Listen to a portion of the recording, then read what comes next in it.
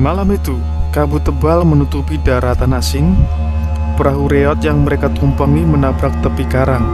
Para bajak laut dengan teriakan dan tawa khas orang yang sudah terlalu lama berlayar melangkah masuk ke daratan itu tanpa sadar setiap batu, setiap pohon menyimpan kutukan ribuan tahun. Belum sempat mereka sadar, sebuah cermin raksasa di tengah reruntuhan bergetar. Dari permukaannya, tangan-tangan kurus, dingin, penuh cakar muncul menyambar satu demi satu bajak laut malang itu.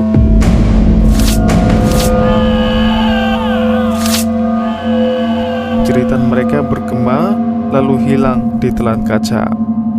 Tinggal satu orang yang berdiri, pucat, dan di sanalah muncul sosok Kane, pemimpin mereka. Tubuhnya tegap, tatapannya tajam, tapi hatinya keras dan dingin. Di dalam, cahayanya aneh memantul dari ratusan permata, roh yang berserakan di lantai. Harta karun supranatural, mata Kane berbinar, namun kesenangan itu tak bertahan lama.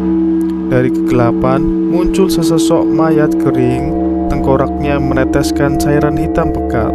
Suhu ruangan mendadak anjlok, napas Kane berubah jadi uap. Bayangan-bayangan hitam muncul berputar-putar di sekelilingnya, menjerit bagai arwah yang menagih hutang. Bayangan itu menyatu di atas singgasana batu, membentuk sosok tinggi berjubah hitam. Wajahnya tertutup kegelapan. Kane mencoba mengangkat senjatanya, tapi tubuhnya ditekan ke tanah oleh kekuatan tak terlihat. Sang bajak laut perkasa kini berlutut, tak ubahnya budak yang hina. Suara berat keluar dari balik jubah, "Sejak kau membunuh demi permata, jiwamu sudah menjadi milik kami. Kini saatnya membayar." Kane melawan menyangkal, tapi utusan iblis itu menghunus pedang berapi neraka. Kane berusaha menangkis dengan belati, lalu dengan keberanian nekat melompat menembus jendela.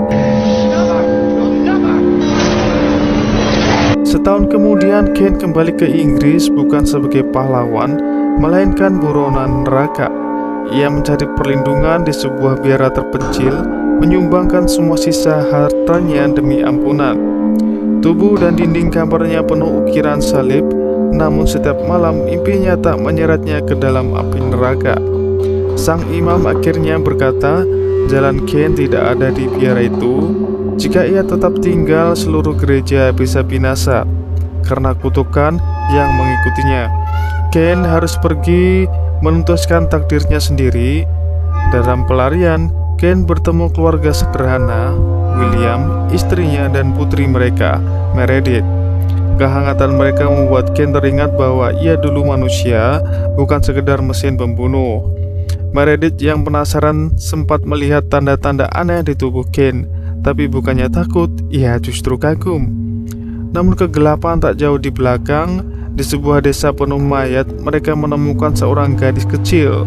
Kane menyadari ada yang aneh. Ia mengangkat salib dan gadis itu berubah wujud menjadi penyihir tua.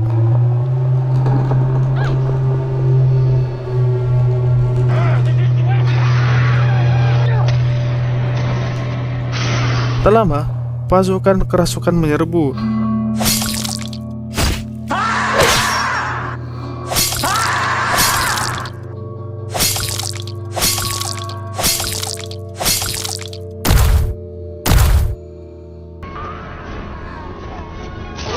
Meredith diculik, William terluka parah, dan dengan napas terakhir ia memohon Kane menyelamatkan putrinya. Kane bersumpah, dan demi sumpah itu ia kembali mengangkat pedangnya. Dalam perjalanannya, Kane menghadapi pengkhianatan seorang pendeta yang ternyata adalah pengikut iblis.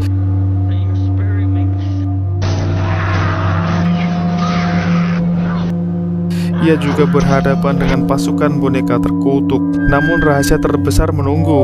Penunggang bertopeng yang menculik Meredith ternyata saudara kandungnya sendiri, yang dulu ia kira sudah mati. Dulu, ayah mereka bekerja sama dengan seorang penyihir untuk menyelamatkan anaknya yang jatuh parah. Anak itu selamat, tapi dengan harga, wajah rusak, jiwa terperangkap dalam kegelapan. Kini ia bangkit sebagai penguasa pasukan. Ken hancur mendengar kebenaran itu, tapi tak ada jalan mundur untuk membebaskan Meredith. Ia harus menghadapi darah dagingnya sendiri. Di dalam kastil keluarga mereka, Ken bertarung melawan saudaranya sendiri.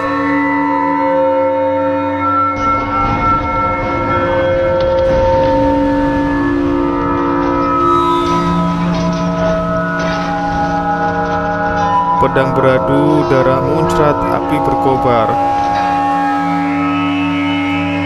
Namun Ken akhirnya berhasil menyingkirkan topeng itu, memperlihatkan wajah yang dulu ia kenal.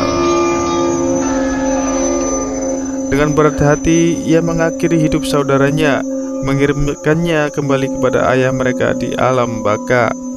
Tapi dalam sesungguhnya, sang penyihir masih berdiri. Ia menyeret Meredith ke depan sebuah cermin raksasa. Dengan darahnya, segel kuno retak. Iblis besar hampir bebas.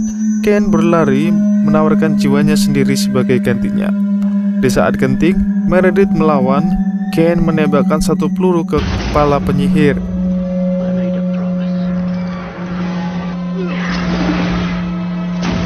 Darahnya terciprat ke cermin, membuka jurang yang menelan iblis sekaligus dosa-dosa Ken. Perang selesai, Meredith selamat. Ken menepati janjinya, namun ia sadar ini baru awal. Kejahatan tidak akan pernah benar-benar mati. Ia meninggalkan desa itu bukan lagi demi emas atau balas dendam, melainkan demi misi yang lebih besar, penebusan. Dan begitulah, Ken yang dulu bajak laut yang bengis sekarang jadi pejuang. Dari ngebunuh orang demi koin emas sampai akhirnya rela nyemplung ke neraka demi seorang gadis kecil. Kalau dipikir-pikir, nasib Ken ini mirip netizen ya.